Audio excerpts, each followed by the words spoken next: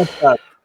एक बार फिर से मेरे साथ आनंद वर्धन सिंह मेरे सहपाठी हैं, हम दोनों स्कूल के मित्र। वो मेरे साथ हैं, पॉलिटिकल कमेंटेटर हैं, रिपब्लिक इंडिया के फाउंडिंग एडिटर हैं। आज मैं इनसे बात करूंगा कि हम लोग काफ़ी चर्चा सुनते हैं कि बीजेपी 220 रहेगी या 200 से नीचे रहेगी, लेकिन दो ग्रुप्स और होते हैं आनंद, जिसमें बात थोड़ी कम मेरे को दिख रही है। एक तो एनडीए मिला के कितनी सीट्स आ रही हैं, और दूसरा पिछले इलेक्शन में एक बहुत बड़ा अनअलाइंड ग्रुप था। मैं एक स्लाइड आपको दिखा रहा हूं। ये अगर आप नीचे का नीले वाली बार देखेंगे तो ये लोकसभा 2019 में बीजेपी की 303 थी, NDA 353, Congress 52, UPA as a group 93 थी, और 97 ऐसे छोटी छोटी पार्टी थी जो अपने को उस वक्त अनअलाइंड बोलते थे। इस तरह से ये 543 का टोटल हुआ था।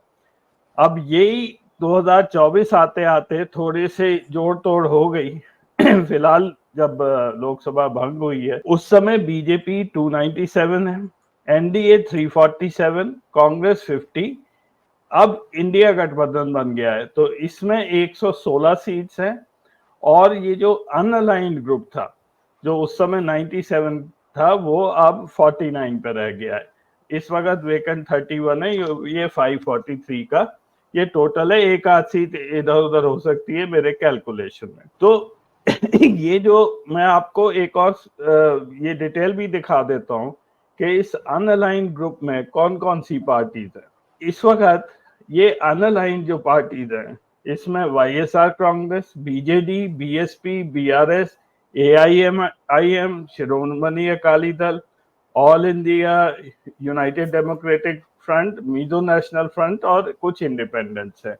तो अगर ये आप ग्रुप देखें और इसको ध्यान से देखें, ये सारे ग्रुप्स ऐसे हैं जो अगर इनको बीजेपी की सपोर्ट चाहिए तो ये वहां ज्वाइन कर सकते हैं। तो पहले आप एक जनरल कमेंट दे दीजिए एनडीए के ऊपर कितनी सीट्स आ सकती हैं, और फिर ये अनअलाइन के ऊपर। इसके बाद मैं आपसे स्पेसिफिक पे पूछूंगा। आनंद। Thank you Ajay. मैं दो तीन चीजें जरा जो जिस तरह से मैं देख रहा हूं इस इलेक्शन को, एक तो ये इलेक्शन बहुत ही पोलराइज इलेक्शन है। ये बाइपोलर इलेक्शन होने जा रहा है। ज्यादातर राज्यों में जहां पे इंडिया अलायंस का वजूद है या कांग्रेस है, वहां पे ये इंडिया अलायंस वर्सेस बीजेपी या एनडीए एनडीए का तो कोई बहुत रह नहीं गया है कुछ, मतलब कहने को उनके पास कुछ कुछ लोग हैं। एनडीए में जो इस समय के जो मजबूत, जिसको आप कह सकते हो तेलुगु देशम पार्टी, एक मुझे लगती है जो रेकनिंग में है, एंड जो 3 से 13 बन सकते हैं, मतलब they are in a position कि वो 3 से 13 हो जाएं। लेकिन बाकी मुझे उनके साथ जो भी पार्टीज हैं सब मतलब ऑन द डाउनहिल है। शिवसेना, शिंदे ग्रुप, एनसीपी को 4 ही सीट मिली है, तो 4 में कोई 8 तो जीत नहीं जाएंगे। एनसीपी मतलब जो अजीत पवार वाला है, जो इनके साथ वाला है, मैं एनडीए के लोगों को बोल रहा हूँ। अब जनता दल सेकुलर क्या सीट जीतेंगे, एक सीट जीत लेंगे। जनता दल यूनाइटेड जो नीतीश जी का है वो भी डाउनहिल है, मतलब उसकी भी। रामविलास पासवान की पार्टी में 2 पार्टी हो गई हैं, तो वो चाचा भतीजे एंड ऑफ द डे कैसे करेंगे, क्योंकि फॉर द टाइम बिंग तो पारस जो उनके भाई हैं उन्होंने, ठीक है ट्रूस है, लेकिन एक पॉलिटिकल आदमी घर में बैठ के सिर्फ ताली बजाएगा, ये भी एक सोचने वाली बात है। और बाकी कोई रेकनिंग की नहीं। राष्ट्रीय लोकदल का 2 सीटें लड़ रहे हैं, 2 सीटें दी, राजभर को 1 सीट दी है। एक एक सीट वाली कई पार्टीज हैं। तो एक तो एनडीए का जो कुनबा है वो छोटा भी हो गया है पिछले इलेक्शन के मुकाबले। अब उसमें 18 ही लोग बीजेपी को लेकर रह गए हैं। तो ये बात तो मैं बिल्कुल स्पष्ट हूं कि ये बाइपोलर इलेक्शन है। अच्छा, इस बाइपोलर में अगर आप देखिए, और आपने जो अपना चार्ट भी दिखाया था उसमें अनअलाइंड 97 दिखा रहा था जब 2019 का इलेक्शन हुआ था। तो उस समय के जो अनअलाइंड थे, जो मेजर प्लेयर है, मैं स्टेट वाइज अगर एक किनारे से शुरू करूं तो वेस्ट बंगाल टीएमसी अनअलाइंड की कैटेगरी में आता था, लेकिन आज जब 2024 के इलेक्शन में जा रहा है तो वो पार्ट ऑफ इंडिया अलायंस है। In spite of the fact कि वो वहां पे वेस्ट बंगाल में कोई पैक्ट नहीं किया है, लेकिन वो पार्ट ऑफ इंडिया अलायंस है, अपने लोगों को भेज रहा है, अपने उनके साथ वो है, उनका एक कैंडिडेट टीएमसी का एक कैंडिडेट उत्तर प्रदेश में भदोही से ललितेश्वर त्रिपाठी लड़ भी रहे हैं, तो वो पार्ट ऑफ इंडिया अलायंस है। दूसरा, उस समय का जैसे समाजवादी पार्टी 5 सीट लाई थी, वॉज नॉट अलाइंड, लेकिन आज वो इंजन है उस इंडिया अलायंस का in Uttar Pradesh. No, he is driving the entire thing. मैं ये नाम कुछ कुछ इसलिए लेता जा रहा हूं कि ये कौन लोग थे और आज कहां हैं। उस समय का इंपॉर्टेंट उद्धव ठाकरे, जो महाराष्ट्र में जो एक इंपॉर्टेंट व्यक्ति था, वो आज इनके अगेंस्ट हो गया है। मैं सिर्फ इस बात को इसलिए स्पष्ट करना चाह रहा हूं कि अब बाइपोलर कंटेस्ट है, इसमें और की बहुत गुंजाइश नहीं है। और मेरे हिसाब से बारिंग 2 स्टेट्स, 2 स्टेट ऐसी हैं जहां पे आप कह सकते हैं कि there is a scope for others.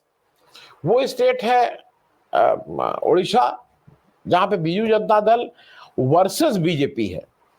वहां पे भी एक मतलब वहां कांग्रेस 3rd पोजीशन पे है। अब वहां पे इनका पैक्ट तो हुआ नहीं है। उसके बाद अब ये भी है कि वो कैसे प्ले करेगा, ये भी एक बड़ी बात है। जैसा आपको लगता है कि भाई हाथ मरोड़ के ईडी भेज के, इनकम टैक्स भेज के वो लोगों को अपनी तरफ कर लेंगे, इसकी संभावना से इनकार नहीं किया जा सकता, which is a real threat. लेकिन अगर मुझे ऐसा लगता है कि अगर क्लिफ हैंगर होगा जहां पे 5-10 सीट का होगा, तो शायद कुछ लोग हिम्मत भी करके मना कर देंगे अपने पार्टी में कि हम उनके साथ नहीं जाएंगे, क्योंकि end of the day individual MPs को सिग्नेचर करना होता है। It is not the parties which can give support. जब आपका सपोर्ट लेटर जाता है, अगर आप if you are short of majority या इवन हो, तो आपके बाकी जो दूसरे आपको सपोर्ट कर रहा है उन सबका इंडिविजुअल का, तो उस समय मुझे पूरी उम्मीद है कि ये लोग ये करेंगे। मैं 1-2 लोगों का नाम और ले लूं। एक तो बीजू जनता दल उड़ीसा में, और दूसरा एक वाईएसआर कांग्रेस जो है वो आंध्र प्रदेश में मतलब उसकी लड़ाई बीजेपी से नहीं है। वहां बीजेपी कायदे से तो 5वें या 6ठे नंबर की party, if you go by the numbers, मतलब परसेंटेज। वो 1 कुछ परसेंट मिला है कांग्रेस को, तो 1% इनको, मतलब इनको उनसे कम मिला है बीजेपी को। लेकिन because they have aligned themselves, उनका एक पैक्ट हो गया है विद तेलुगु देशम, चंद्रबाबू नायडू का। और ऐसा कुछ जो इसके एनालिसिस्ट हैं उनका कहना यह है कि चंद्रबाबू नायडू को एक चांस फिर वहां के लोग देने के मूड में हैं। लेकिन जगन रेड्डी ने उसको ठीक से चलाया है, ऐसा भी नहीं है कि आंध्र प्रदेश को उसने ठीक से नहीं चलाया। अब वहां की जो 25 सीट हैं वो किस रेशियो में डिवाइड होंगी, मुझे नहीं लगता है कि वो क्लीन स्वीप होगी, क्योंकि तेलुगु देशम की 3 सीटें थी पिछले 2019 में। अब वो 3 से बढ़ के 13 होंगी, बढ़ेंगी तो इसमें कोई दो राय नहीं है। अब उसमें से बीजेपी का क्या होगा, 2 होंगी सीट की 3 होंगी, ये देखने वाली बात होगी। तो वहां पे मुझे नहीं लगता है कि थ्योरेटिकली भी अगर तेलुगु देशम इनका एनडीए का पार्टनर है, तो वहां पे वाईएसआर जगन रेड्डी इनको कैसे सपोर्ट करने लगेंगे, ये अब आज की तारीख में कुछ भी हो सकता है। नागालैंड इज वन स्टेट जहां पे कोई ऑपोजिशन है ही नहीं, everyone is in the ruling party. मतलब आपने सबको डंडा लगाना शुरू किया तो सबने कहा भैया हम सब लोग रूलिंग पार्टी में। तो having said that, technically, morally, ethically, democracy wise, YSR Congress अगर तेलुगु देशम और इनका अलायंस है तो उनको कैसे सपोर्ट करेगी, ये नॉर्मली नहीं होना चाहिए। तो ले दे के जो, अच्छा बीएसपी जो है, BSP is not in the reckoning in UP. UP में कोई वो इस स्थिति में नहीं है कि उसका कोई बहुत बड़ा वजूद आएगा। बीआरएस भी, जैसी रिपोर्ट आ रही है कि BRS might be reduce to also ran types, मतलब वो दूसरे नंबर की पार्टी नहीं, वो तीसरे या चौथे नंबर की पार्टी भी हो सकते हैं। अगर एआईएमआईएम का कहीं भी इंप्रूव होता है, 2 से 3 सीटें होती हैं, तो वो उनकी सीट उससे कम हो सकती हैं। एआईएमआईएम, वैसे हम लोग बी टीम बोले हैं, पर्दे के पीछे से जो मदद करें, लेकिन पर्दे के आगे से वो कभी भी बीजेपी के साथ जाके खड़े होकर वोट नहीं कर सकते हैं। Let us also understand this. वो इनडायरेक्टली उनके कुछ एक्शन से सपोर्ट कर दें, लेकिन वो बीजेपी के साथ खड़े होकर सरकार को, कि इनकी सरकार में मेरा वो है, और मोदी जिसके प्रयास उसकी दस्तखत नहीं कर सकते हैं। शिरोमणि अकाली दल जो एक है वो भी इस समय जितनी गाली खालिस्तान और सरदारों को बीजेपी ने दी है, मुझे नहीं लगता है कि शिरोमणि अकाली दल by any stretch of imagination इनको दस्तखत करके कुछ देगा। और जो जम्मू कश्मीर में है वहां इंडिया अलायंस है ही ऑलरेडी। तो मुझे इसके अलावा कहीं जो जो आप कह रहे हैं ना कि नॉन अलाइंड लोग हैं, नॉन अलाइंड केवल टेक्निकली आज की तारीख में बीजू जनता दल है। और बीजू जनता दल मतलब बीजू जनता दल है जहां पे जिसकी रेकनिंग है, जो जो रूल कर रहे हैं, जो फिर से सीट लेके आए। बाकी वाईएसआर कांग्रेस क्योंकि ऑपोजिशन कैंप में खड़े हुए हैं, not with India alliance, against Telugu Desam, and Telugu Desam is the partner of BJP, तो वो भी रूल आउट है। और बीआरएस का कोई माने नहीं रहेगा मेरे ख्याल में सिलेक्शन के बाद पार्लियामेंट में, लोकसभा में। वहां पे हो सकता है, विधानसभा में तो ठीक है, लेकिन लोकसभा में उसका कोई मतलब नहीं रहेगा। अजय। आनंद, मैं एक और प्रश्न था कि ये जो जेल की राजनीति चल रही है, कविता है और अरविंद केजरीवाल, ये तीनों जेल में है, 2 मुख्यमंत्री हैं इसमें से। अभी इनमें से 2 लोग इंडिया गठबंधन में हैं और बीआरएस अभी अपने को अनअलाइन बोल रहा है। ये इनके फिगर्स हैं, पिछले इलेक्शन में इन्हें कितनी सीट्स मिली थी। जेएमएम को 1 सीट मिली थी, बीआरएस को 9 मिली थी 17 में से, और आम आदमी पार्टी को 1 भी नहीं मिली थी। अब ये क्या हो सकता है कि चाहे इन्हें कुल मिला के 5, 6, 7 जितनी भी सीट आए, क्योंकि ये जेल में है, एक इन पर प्रेशर बने बार्गेनिंग का कि आप हमारी सपोर्ट करेंगे तो हम आपको छोड़ देंगे, और ऐसा हो भी सकता है। मतलब with this government you can expect anything can happen. तो क्या ये लोग पलट सकते हैं उसके बाद के, अगर क्योंकि इस समय 1-1 सीट के लिए लड़ाई हो रही है, तो ये 5-7 सीट जुड़ गई तो शायद बीजेपी बच जाए। आनंद। मैं उसमें से आपने 3 लोगों का वो दिखाया। देखिए, ऐसे तो थ्योरेटिकली कांग्रेसी पार्टी उनको सपोर्ट कर दे तो वो बच जाएंगे। तो मैं उस थ्योरी की बात नहीं, मैं जो ऑन ग्राउंड है उसको बता रहा हूं, क्योंकि कई लोग एक कुतर्क करते हैं, अरे ये हो जाएगा। तो हेमंत सोरेन ने एक चीज और ध्यान रखना चाहिए लोगों को कि हेमंत सोरेन ने वहां पे 13 या 14 सीटें हैं झारखंड में। तो जो पिछला वाला इलेक्शन हुआ था उसमें जहां तक मुझे याद है, झारखंड कांग्रेस पार्टी, आरजेडी और शायद कम्युनिस्ट पार्टी, इन लोगों ने मिलकर वो इलेक्शन लड़ा था, 4 पार्टीज ने। और ये गठबंधन ओडिशा में भी काम किया था। ओडिशा में भी झारखंड मुक्ति मोर्चा और कांग्रेस ने मिलकर इलेक्शन लड़ा था। यहां पे क्या है कि विधानसभा इलेक्शंस में जेएमएम ज्यादा सीट लड़ती है और लोकसभा इलेक्शन में कांग्रेस ज्यादा सीट लड़ती है। तो एक चीज हरदम ध्यान रखिएगा कि पिछली बार जेएमएम ने शायद 4 ही सीट लड़ी थी, 4 में 1 जीती थी। कांग्रेस ने 9 सीट लड़ी थी, 9 या 8, और आरजेडी ने भी 1 लड़ी थी। तो वहां पे हेमंत सोरेन को जैसे वो 14 में 14 नहीं हो सकते, क्योंकि अगर वो उस गठबंधन में जा रहे हैं तो वो 3-4 सीट लड़ेंगे। 3-4 सीट में अगर आप बहुत पॉजिटिव हैं तो 2 सीट आ गई उनकी। तो वो कोई मतलब अब एक-एक ऐसे तो 1-1 सीट वाले किसी को भी कर सकते हैं। और हेमंत सोरेन को जिस तरह से जेल में डाला गया है, थ्योरेटिकली कोई कहीं जा सकता है, लेकिन मुझे नहीं लगता है कि उनको इतना सब होने के बाद वो एनडीए का सपोर्ट करेंगे। नंबर अगर, क्योंकि अब इससे आगे क्या होगा, अब वो तो जब जेल भी चले गए हैं तो अब उनको डराना धमकाना वो सब बेकार है। बीआरएस, यस, बीआरएस इसमें सबसे वीक लिंक है, लेकिन बीआरएस की सीटें 2 या 3 से ज्यादा नहीं आएंगे। आप तो बैठे हुए हैं तेलंगाना में, you can tell me better कि मतलब जो हम लोगों को सूचना है, जिस तरह से हम देख रहे हैं, बीआरएस 2 या 3 या 1, मतलब बीआरएस बहुत खराब स्थिति में है। तीसरा आपने आम आदमी पार्टी का बताया।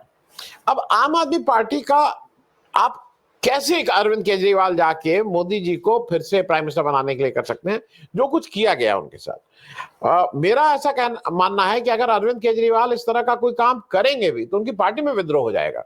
मनीष सिसोदिया हो चाहे ये लोग रहेंगे वहां। आज अरविंद केजरीवाल जी के जो भी फैसले रहे हैं, उनके 11 में से 7 राज्यसभा सांसदों का नाम ही कहीं नहीं आ रहा है।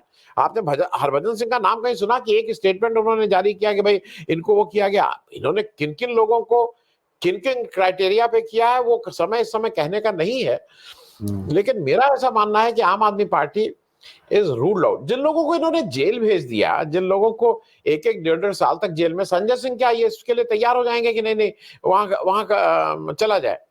तो Aam Aadmi Party as far as I understand and Jharkhand Mukti Morcha are ruled out. हाँ, बीआरएस इज वन जहां पे आप उनको अपने साथ ला भी सकते हैं, और बीआरएस को उनके साथ जाने में कोई दिक्कत इसलिए भी नहीं होनी चाहिए कि वहां पे उसको कांग्रेस से लड़ना है।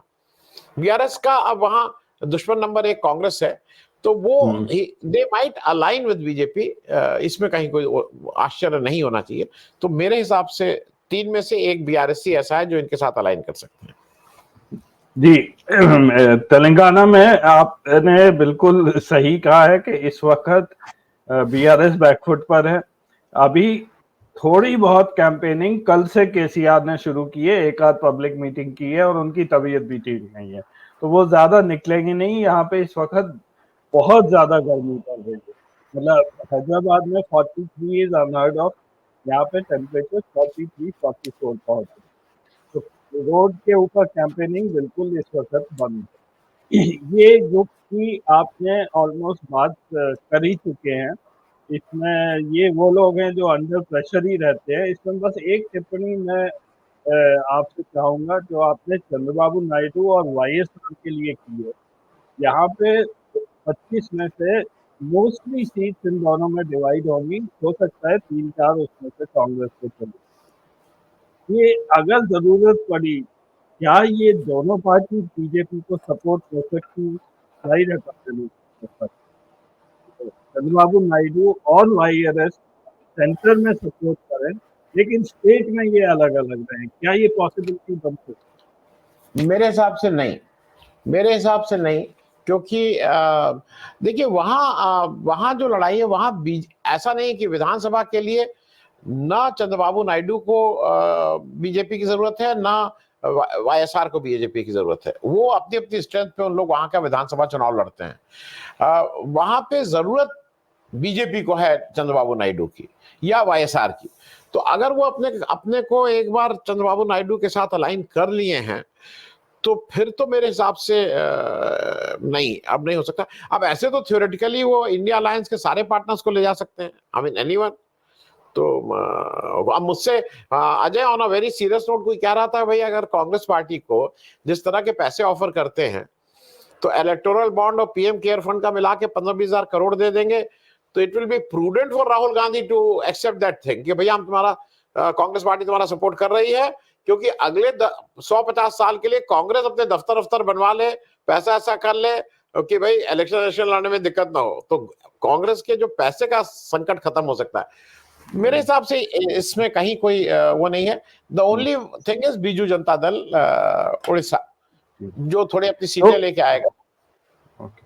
तो मेरे हिसाब से की यही रहेगा कि एक तो बीजेपी की खुद मेजॉरिटी नहीं आए, और अच्छा खासा वो नीचे रहे 50 के करीब सीट से, तो इन दैट केस अगर इनका 210-220 आया तो देन इट्स रूल्ड आउट के मोदी जी तो खैर बनेंगे नहीं, और अगर बना भी कोई तो कोई और आदमी बनेगा। क्या ये भी पॉसिबिलिटी है? जैसे आपने अभी ये टोटल किया, अगर मैं ऐड कर दूं तो ये ज्यादा सीट्स नहीं है इनके पास, तो ना एनडीए के पास है ना पार्टनर से इन्हें मिलेंगी। तो 210-220 अगर रहा तो बिल्कुल ये मार्जिन का खेल हो जाएगा। उस समय क्या होगा?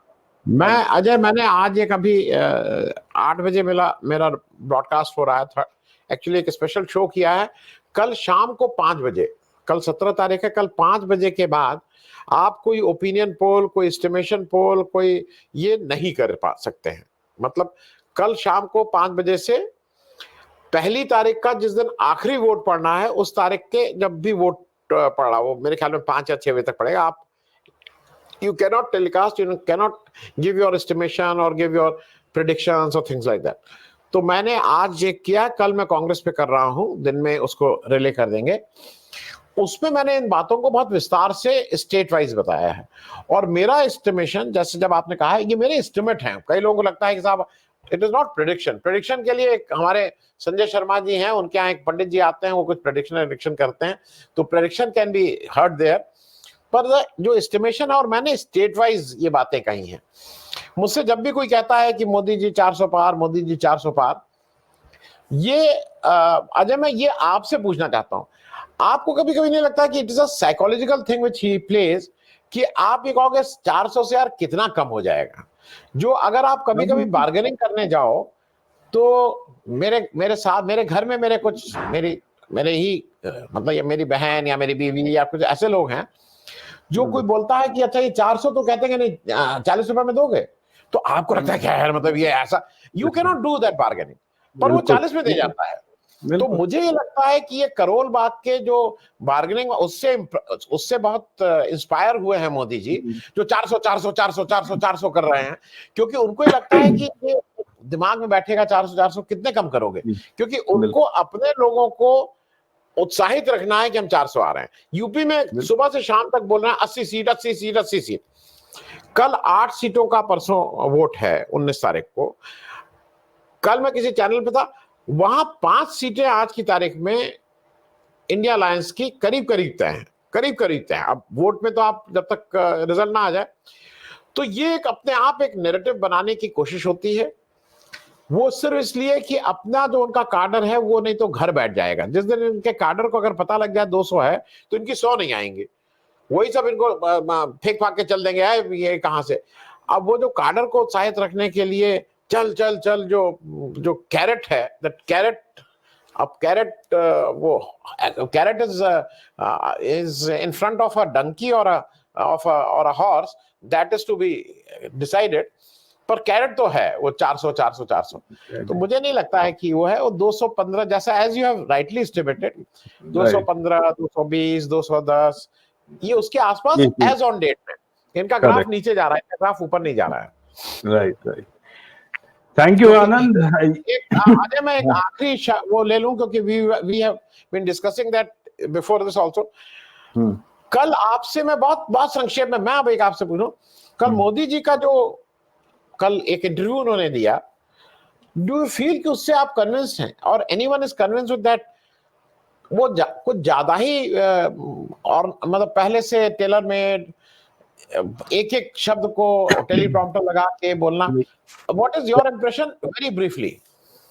पहली चीज तो मैंने वो देखा है इंटरव्यू, एक तो मतलब content wise when a prime minister is speaking, आप जब देखते हो किसी देश के तो आपको एक एक्सपेक्टेशन होता है, खास करके जब चुनाव चल रहा है, कि ये कुछ बोलेंगे सब।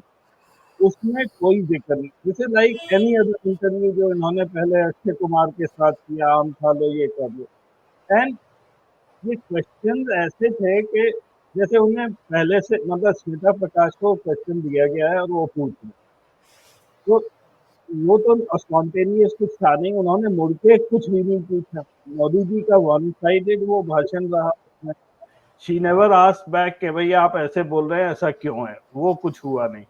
और कंटेंट वाइज मेरे को उसमें कुछ भी नहीं मिला आनंद, फ्रैंकली, मतलब इट वाज जस्ट कि उन्होंने एक इंटरव्यू दे दिया, उसके beyond their was nothing in it. मैं कभी ऑफलाइन आपसे बात करूंगा, उन्होंने एआई का जिक्र किया है, मैं उस पूरा प्रोसेस भी देखा है, एआई यूज कर रहे हैं, मैंने 15 लाख लोगों से जाके मिला हूं, मतलब those things don't work that way, होता नहीं है ऐसे।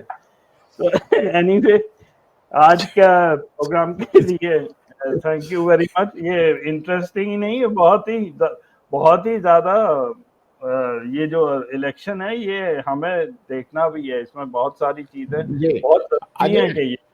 हाँ अजय मैं एक चीज बोल दूं, मेरे घर में भी है, मैं भी एक एज वाला हूँ, बहुत से घर के हमारे सीनियर्स हैं जो बच्चों से कहते हैं कि बेटा ये जरा हमारा रिचार्ज कर देना डीटीएच, कोई कहता है कि हमारा टिकट खरीद देना ट्रेन का या जहाज का, छोटे मोटे जीपे कर देना। और वो अगर जाके आपको बताएं कि जरा क्वांटम फिजिक्स अब मैं तुम्हें समझा रहा हूं, और मैं आपको मतलब कुछ उस तरह की बातें, कल मुझे जब वो एआई कर रहे थे तो मैं लग रहा था यार पहले कखा गगा सीख लो, उसके बाद ये एआई और पीआई करना। चलिए thank you very much Anand.